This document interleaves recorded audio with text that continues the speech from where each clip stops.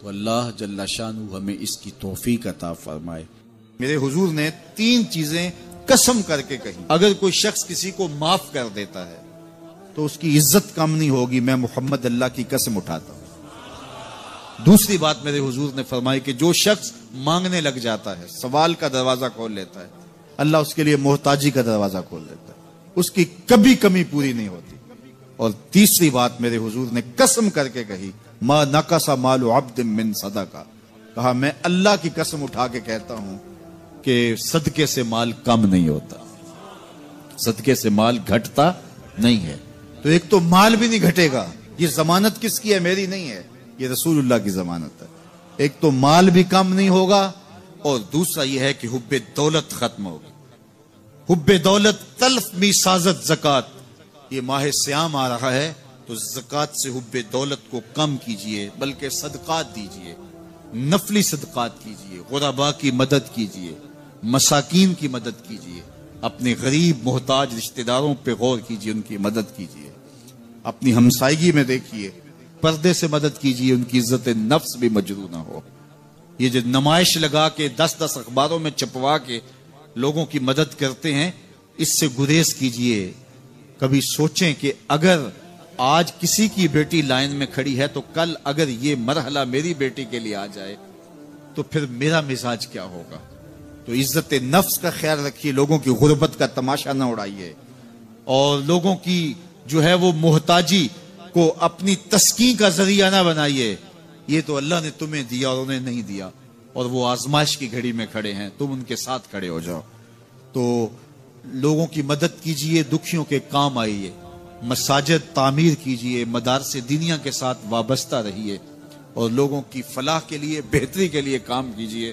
اللہ نے آپ کو دیا ہے، یہ مال یہاں رہ جانا ہے۔ میرے حضور نے فرمایا، ابن آدم کہتا ہے میرا مال میرا مال، اس کا مال وہ ہے جو اس نے کھایا یا پہنا اور پرانا کر دیا یا آگے بھیج دیا، باقی اس کا نہیں ہے، وہ وارثوں کا ہے۔ مرتے ہی ورثہ بن جائے گا، مرتے ہی ترکہ بن جائے گا۔ کفن بھی میلا نہیں ہونے دیں گے کہ بعض اولادیں تو بانٹ لیتی۔ اللہ اکبر، وہ گھر جو ان کے لیے بنایا تھا، ایک رات بھی تجھے اس گھر میں رکھنے کے لیے تیار نہیں ہوں گے۔ آج تیرا نام چھن گیا، آج کوئی یہ نہیں کہتا کہ پیچھے اس امام کے اور حاضر اس چودھری صاحب کے، حاضر اس میت کے۔ آج تو ڈیڈ باڈی بن گیا، آج تو میت بن گیا۔ آج خان صاحب، ملک صاحب، چودھری صاحب، پیر صاحب، مفتی صاحب، تیرے سارے ٹائٹل چھین لیے گئے۔ آج تیرا لباس بھی پھاڑ کے اتارا ہے، آج تیرے انگوٹھے باندھ دیے گئے ہیں، ناک میں روئی ٹھونس دی گئی ہے۔ آج تو غسال کے رحم و کرم پہ ہیں، وہ تجھے ادھر الٹ دے یا ادھر پلٹ دے، اب تیرے پاس کوئی اختیار ہی باقی نہیں رہا۔ میاں صاحب بولے، جاندی واری ڈرونا بنےو تے ہاتھ نہ لاندے ڈرتے۔ آج اولاد بھی دور ہے، پوتے اور پوتیاں بھی ڈرتی ہیں۔ جاندی واری ڈرونا بنےو تے ہاتھ نہ لاندے ڈر دے، جنہ لئی تو پاپ کمائے اج کتھے نہیں تیرے کر دے۔ آج سارے چلے گئے، تو آج اپنے ہاتھ سے اپنی زندگی کو سنوارنے کے عمل کی طرف بڑھیں اور راہ خدا میں خرچ کریں، دکھیوں، مجبوروں اور لاچاروں کے کام آئیں۔ اللہ آپ کی مدد کرے گا اور حب دنیا کم ہوگی۔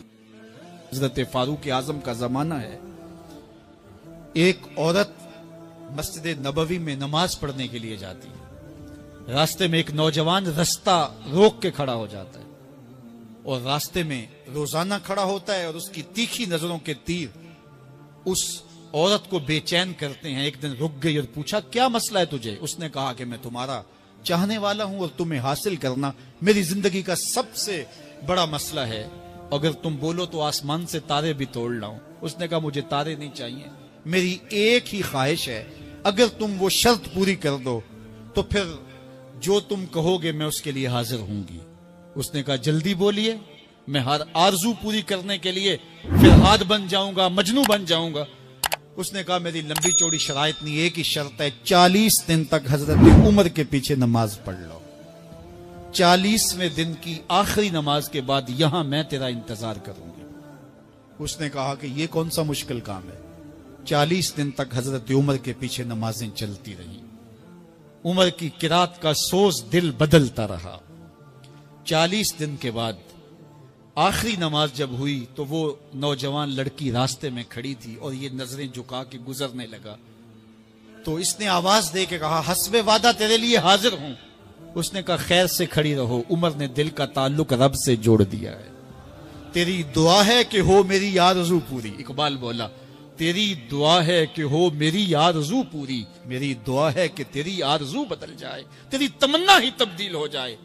آرزوؤں تو ساری زندگی پوری نہیں ہوتی، کاش ہے کوئی زندگی کا رخ ہی پھیر دے، کوئی زندگی کی سمت ہی تبدیل کر دے۔ جس کو حاصل کرنے کے لیے دن رات مرے جا رہے ہیں، کاش وہ مقصود ہی نہ رہے، وہ مطلوب ہی نہ رہے، وہ زندگی کا حاصل ہی نہ رہے، زندگی کو حقیقت کا نور مل جائے، ہمیں پتہ چل جائے ہم اس دنیا پہ آئے کس لیے تھے، ہماری زندگی